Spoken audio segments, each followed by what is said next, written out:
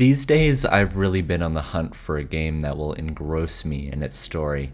Think Red Dead Redemption 2 or The Last of Us. But it's really been a while since I've found one. The game that has been able to do that for me the most more recently was Mass Effect. I was really engrossed in that game's story and characters and world building, but that was all the way back last summer, and I've been desperate to find that feeling again. I was extremely desperate. I trusted Ubisoft. That's how desperate I was, okay? I went on websites, I racked my brain, I just had to find a game, and then I thought of it. There was a game that I had seen multiple times on GPU and CPU testing videos when I was getting my PC. I had always been very curious about what that game even was, and the name of it was Metro Exodus. Now, I knew nothing about this game except that the graphics looked phenomenal on all those videos. So I spent $35 and bought it off Steam. And no spoilers, there won't be any huge spoilers in this video, but it is up there for Game of the Year for me. I really hope we don't forget about Metro Exodus because this game went under the radar and it is just fantastic.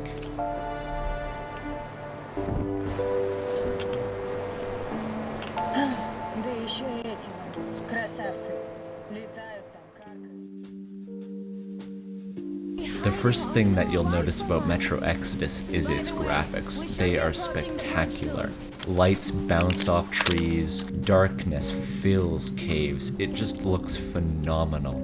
And like multiple people have said before, this game is extremely immersive. A lot of that comes down to the fact that there's no HUD.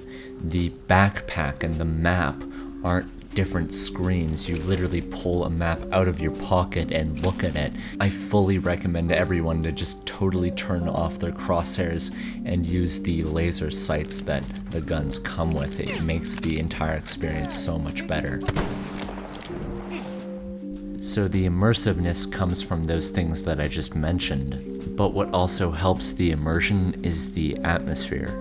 The entire game has this mood, this aura that just bleeds out of every single cutscene, every single environment. There we go. Oh, Jesus. Oh my god!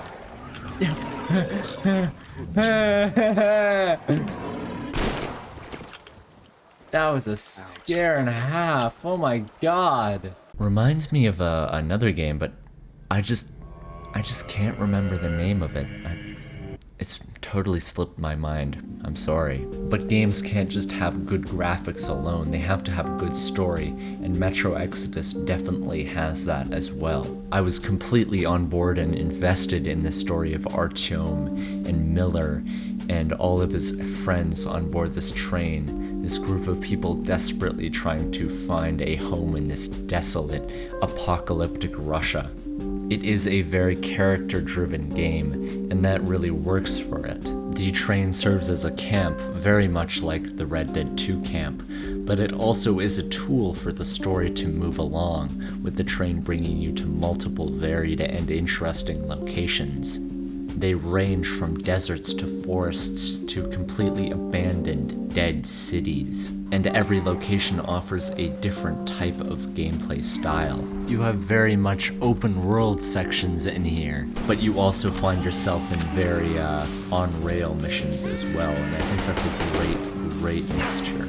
If we go back to the topic of open worlds, this is how you do them. I'm gonna be honest here, Ubisoft open worlds just do nothing for me anymore. Like, it's just a bunch of doing the same thing over and over on a massive map.